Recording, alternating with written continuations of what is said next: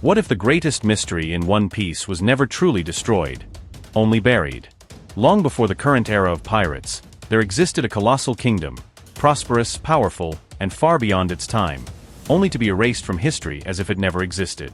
This lost civilization was the birthplace of Joy Boy, the first pirate, and the origin of a technology so advanced that even modern science struggles to comprehend it. Yet today, no one can say for certain where it stood, how it fell, or what remains of it. All that survives are fragments of truth scattered across the seas, waiting for someone brave enough to connect them. This story follows those fragments, through forgotten islands, sunken ruins, ancient routes, and forbidden knowledge, to explore a possibility both thrilling and terrifying, that the ancient kingdom may still be out there, hidden beneath the world itself. From Lodestar to Elbaf, from Laugh Tale to the deepest ocean floor, the trail of clues forms a map not just of geography, but of destiny. And at the center of it all stands Joy Boy, whose journey may have begun in ruin, but whose legacy was destined to shake the world.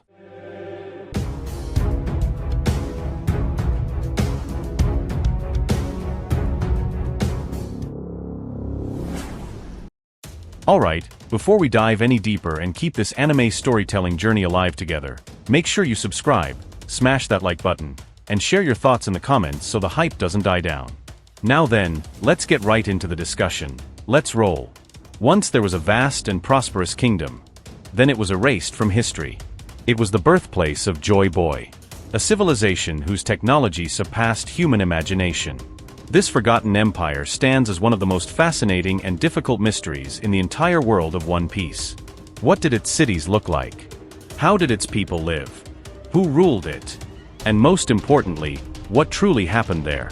These questions continue to linger in the minds of readers even today. The only visual glimpse we ever received of the ancient kingdom appeared back in chapter 395, 2006.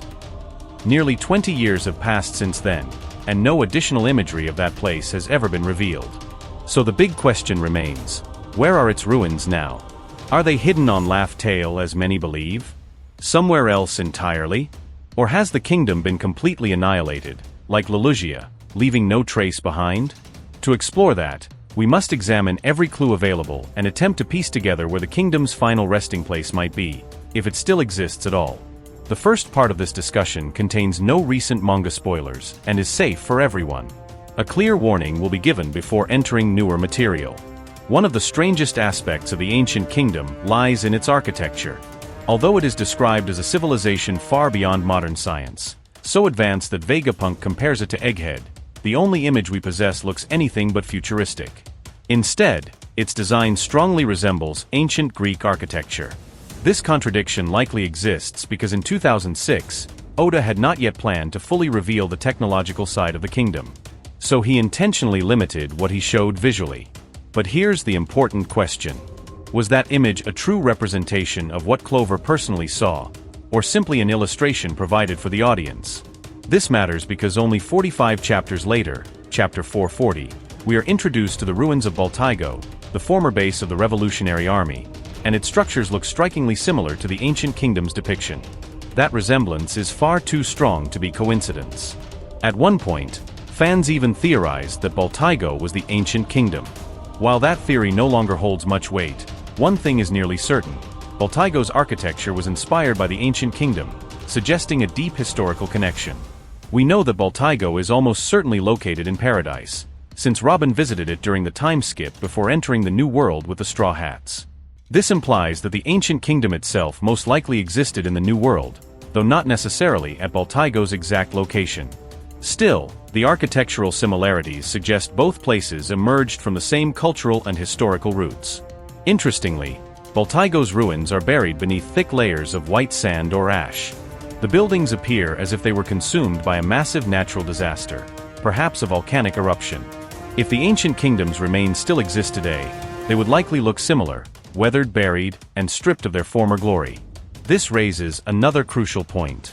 Did Clover actually witness the ruins of the ancient kingdom himself? If he did, the image in the manga could be based on his personal observation. Or at the very least, Clover may have visited places tied to the kingdom's legacy, such as Baltigo, which shaped his mental image of it. One of the most compelling candidates for the kingdom's location is Lodestar Island. 39 years ago, Roger conquered the Grand Line and reached Lodestar. It was there that he discovered the existence of a final island and learned that the poneglyphs were the key. In Chapter 820, Inuarashi explains that on Lodestar, one begins to understand the importance of the poneglyphs and the civilization that created them. From this perspective, it's very possible that Lodestar was once part of the ancient kingdom's territory. And if we connect that with the earlier clues about volcanic activity, remember that Wano contains a massive volcano, then Lodestar could be geographically linked to Wano, perhaps even sitting on the same geological line. The evidence is subtle, but it's an intriguing piece of the puzzle. There is, however, a massive reality we must accept. Even if some ruins still exist above sea level, they are almost certainly only a fraction of the original kingdom. The world sank roughly 200 meters during the Void Century. That means most, if not nearly all, of the ancient kingdom now lies beneath the ocean. So if Lodestar truly marks the kingdom's former land, the island we see today would only represent a tiny remnant of its original domain. It's similar to how modern Wano is only a shadow of what Wano looked like over 800 years ago, far smaller and geographically transformed. There's another reason Lodestar feels connected to the ancient kingdom. We now know that Joy Boy was the world's first pirate. And considering Oda's storytelling style, Joy Boy will almost certainly embody the romantic image of piracy, a free spirit, legendary ship, and a colorful crew. But here's the contradiction. Joy Boy was born in a hyper-advanced technological empire. If he left from there, his first vehicle should logically be some ancient supermachine, which doesn't fit the classic pirate fantasy at all. A far more fitting narrative would mirror Luffy's own beginning. A chaotic, humble start. Joy Boy's first ship may have been destroyed. He may have been stranded on an unknown island with no tools, no crew, and no way forward, forced to start over from nothing. And Joy Boy certainly wasn't a master navigator or shipwright. Which means he must have landed somewhere he could receive help. The most logical place?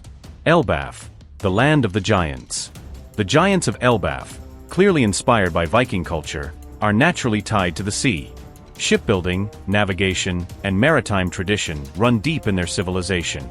This does not mean they had already explored the entire world before Joy Boy. After all, Joy Boy is still recognized as the very first pirate, but it is extremely likely that the giants had already sailed far beyond their own shores, possibly even attempting to cross the horizon long before discovering new lands. It may have been Joy Boy himself who pushed them to venture even farther. From that moment, the world's first pirate crew could have taken shape.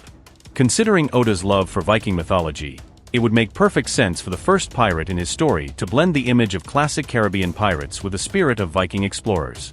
If Joy Boy truly departed from the ancient kingdom and later became stranded on Elbaf, then the distance between those two places could not have been too great. This strengthens the idea that the ruins of the ancient kingdom lie somewhere near Lodestar, which itself is believed to be located close to Elbaf. From this point forward, the discussion touches on material not yet adapted into the anime. Another location that deserves serious suspicion is Hakanosu. When Rox D. Zebek revealed his ambitions to King Harold, he mentioned the discovery of unimaginable treasure beneath Hakanosu's soil. We were never told exactly what this treasure was, but that mining activity is what transformed the island from a forgotten exile colony into a thriving stronghold.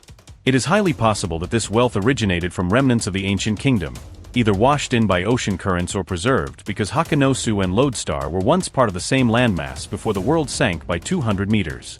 In Chapter 395, the ancient kingdom appears to be a single island, but what we may actually be seeing is only its capital, or perhaps merely the royal complex.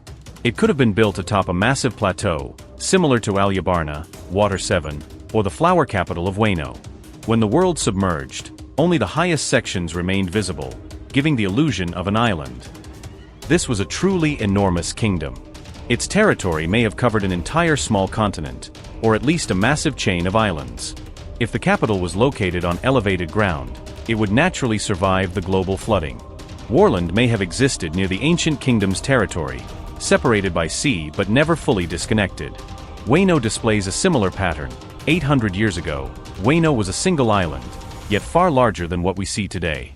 The geographic relationship between Wano, Warland, and the ancient kingdom during the Void Century may mirror real-world Japan, an island nation whose history is deeply shaped by maritime travel and its proximity to Taiwan, Sakhalin, and mainland Asia. Given that Oda is deeply familiar with Japanese history, It is only natural that real-world geography influences the structure of One Piece's world. This makes it highly plausible that the ancient kingdom and Wano were once massive islands located near a continent, possibly Warland itself. Although much of the evidence points toward Lodestar, it cannot be ignored that Laugh Tale itself could very well be the ancient kingdom. In Chapter 820, when the island is briefly shown, its visual features strongly echo the depiction of the ancient kingdom from Chapter 395. The connection is undeniable. The same applies to Baltigo. At the very least, one conclusion becomes unavoidable. The ancient kingdom possessed a distinct architectural identity, and that same design language reappears in Laugh Tale, Baltigo, and Lodestar.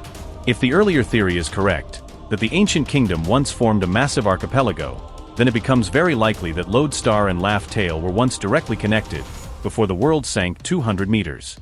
Considering the kingdom's former scale, this scenario fits remarkably well.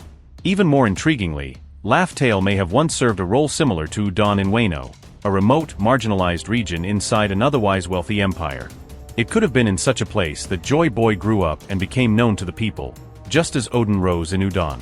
This pattern of forgotten regions inside great kingdoms appears repeatedly in One Piece. Wano, the Goa kingdom where Luffy was born, and even the underwater Ryugu kingdom. Thematically, it feels perfect if Joy Boy was born within the ancient kingdom, yet came from a social layer that never fully enjoyed its prosperity. That alone prevents the ancient kingdom from being portrayed as a flawless utopia, which aligns perfectly with Oda's writing, since almost no kingdom in One Piece is without deep internal flaws. Still, Laugh Tale carries an aura that feels sacred and legendary, as if it had already been revered even in Joy Boy's era. The idea that the ultimate island of pirate legend was once merely a neglected frontier of a mighty empire adds a powerful narrative depth. For all these reasons, there is strong hope that the Straw Hats will still visit Lodestar after the Elbaf arc.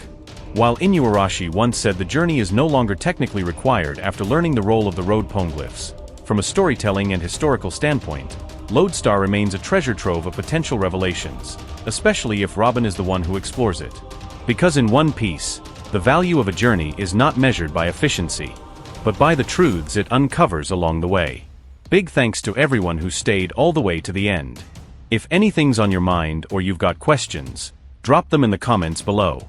Appreciate you for watching, and catch you in the next videos.